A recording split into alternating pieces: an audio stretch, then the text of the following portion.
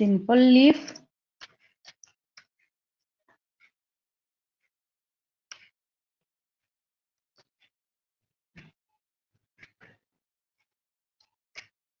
एक साइड हम लोग करेंगे कंपाउंड लीफ।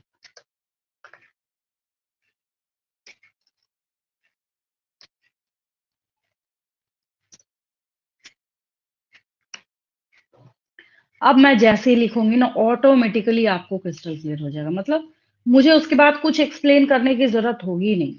ठीक है, तो यहाँ पे हम लोग लिखेंगे leaf is said to be simple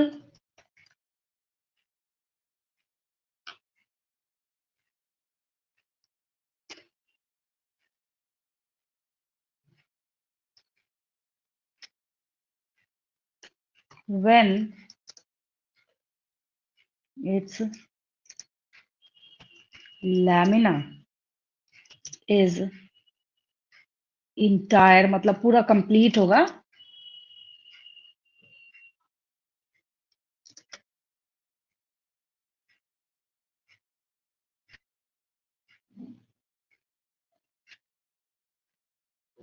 अब ये हो गया, मतलब यहाँ पे आपका जो मिडरिब है बहुत ही ज्यादा प्रोमिनेंट है, बहुत ही ज्यादा क्लियर है। अब इसका उल्टा क्या हम लोग लिख सकते हैं कंपाउंड में? इंसीजन मतलब जो कटिंग होता है ना, उसके बारे में हम लोग बोलते हैं। तो इसके बारे में हम लोग बोलेंगे, पहले देखिए मैंने यहां से इसको कॉपी करा, फिर मैंने यहाँ पेस्ट करा। अब यहाँ पे सिंपल लिखा था ना हमने, इसको मैं यहाँ से डिलीट करके कंपाउंड करती हूँ। अब कंपाउंड करा है जब हमने, तो एक और चीज यहाँ पे चेंज होगी क्या? अभी हम बोल रहे हैं when it's lamina is entire, तो फिर क्या करेंगे हम लोग? यहाँ हम लोग करेंगे when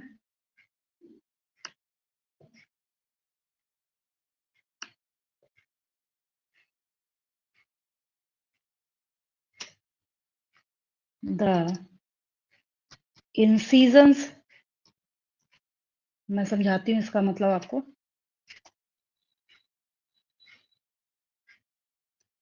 of the lamina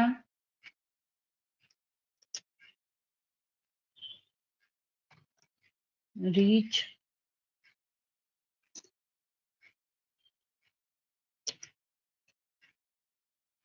up to the midrib. देखिए, तो आप एक लीफ ड्रॉ कर रहे हैं, मतलब लीफ क्या, मैंने एक ऐसे रैचेस बना के छोड़ दिया। रैचेस में लिख देती हूँ डेफिनेशन, ठीक है, इसलिए बोल रही हूँ। फिर क्या किया आपने? एक पूरा कंप्लीट लीफ बना दिया ऐसे। पूरे कंप्लीट लीफ को बनाने के बाद फिर आपने क्या करा? इसको बीच बीच में से मैंने रब किया, यहाँ रब किया मैंने, यहाँ रब किया मैंने, ये रब करा मैंने, ये रब करा मैंने, समझाने के लिए बता रही हूँ, ठीक है। रफ में ऐसे नहीं बता रही हूँ आपको, ये रब करा मैंने, ये रब करा मैंने। किसको काटा हमने?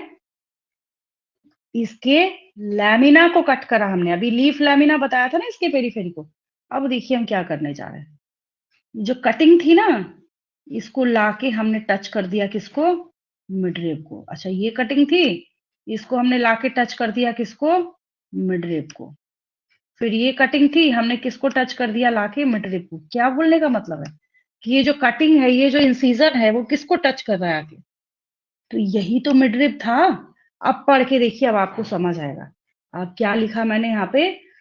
A leaf is said to be compound when the incisions of the lamina reach up to the midrib। किसको टच करेगा? वो मिडरिब को टच करेगा। तब हम लोग उसको क्या कहते हैं? कंपाउंड लीफ कहते हैं। ये थोड़ा सा समझने में जो स्टेटमेंट है, ये बच्चों को दिक्कत आती है, ऐसा कुछ भी नहीं है। जब आपके पास कॉन्सेप्ट होगा तो क्लियर होगा कि क्या बोलने का मतलब। बच्चों का क्या क्वेश्चन है, वो दो क्वेश्चन लेके आते हैं। पहला, मैम इंसीजन का क्या मतलब होता है? दूसरा क्वेश्चन उनका होता है कि मैम अगर इंसीजन का कुछ मतलब होता है तो मिडरिब को कैसे टच करेगा ये? 2 क्वेश्चन बच्चों के पास होता है। एक्चुअली तब तो उसका नाम मिडरिव रहा ही नहीं, उसका नाम क्या हो गया? राचिस हो गया। हाँ, मैं बोल रही थी नीट के एग्जाम में उलट-फेर करके इसमें बहुत सारे क्वेश्चंस पूछे जाते हैं। अगर आपसे किसी ने क्वेश्चन पूछ लिया क्या कि rachis is the modification of, अब मैं आपको ऑप्शन दे रही हूँ यहाँ पे, vein, veinlet, leaf lamina, midrib, then answer is midrib. ये मेरा बोलने का मतलब है। तो ये किसका मॉडिफाई, भाई इसी का तो आगे जाके नाम क्या हो गया? रैचिस हो गया। ठीक है, अब आपके पास आटा है, अब आपकी मर्जी, आप उससे ब्रेड बनाएं, उससे रोटी बनाएं, उससे बिस्किट बनाएं, लेकिन अगर मैं आपसे क्वेश्चन पूछूं ये सब के सब मॉडिफिकेशन किसके हैं, तो आप बोलेंगे व्हीट फ्लोर के। तो उसी तरीके से ये रैचिस जो है ये मॉडिफिकेशन किसका है?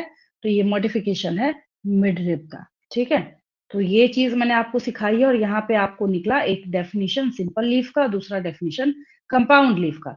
तो जब आप ये टेबल बना के लिखेंगे तो उसी टेबल में मतलब ऐसे बीचों बीच एक लाइन डाल के पहले ये दोनों इमेज बनेगा, उसके नीचे वो दोनों लिखा जाएगा। इस पेज का स्क्रीनशॉट आपने ले लिया होगा, इस पेज का भी स्क्रीनशॉट ले लेंगे, और एक मैं एक रैचिस लिख देती हूँ आपको, ताकि अगर कभी उसके रिगार्डिंग आपसे क्वेश्चन पूछा जाए तो आप इजीली उसको बता सकें।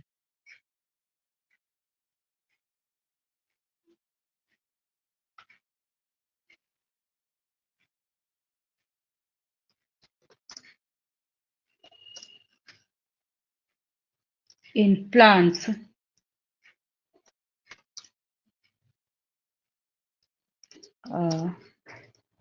rachis is the main axis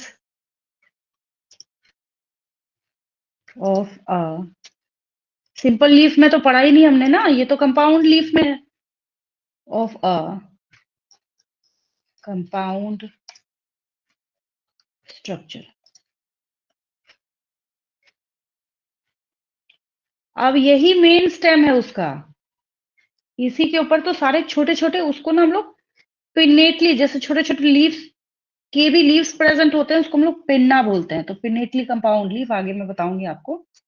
it can be the main stem of a compound leaf such as in acacia of ferns। यहां तक क्लियर है बिल्कुल, जो अभी तक मैंने कराया है? Yes ma'am.